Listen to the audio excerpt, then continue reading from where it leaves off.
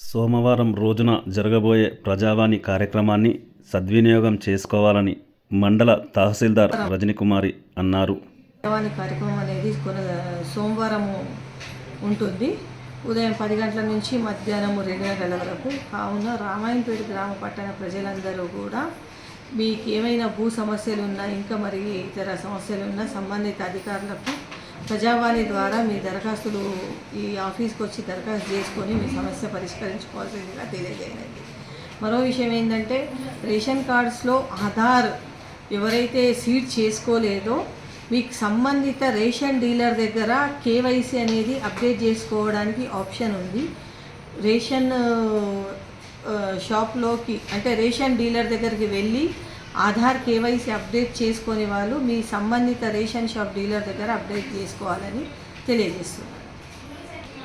అలాగే మీకు సంబంధించిన పాస్బుక్స్ స్పెసిమెన్ కాపీస్ అనేటివి మీ సేవ ద్వారా ఒకసారి మీ భూమి మీ పేరు మీదనే ఉందా, ఆధార్ మీదే అప్డేట్ అయిందా అనేది మీ సేవలో పట్టేదారు పాస్బుక్ డీటెయిల్స్ స్పెసిమెన్ కాపీ తీసుకొని ఒక్కసారి చెక్ చేసుకోండి అని తెలియజేస్తున్నాను.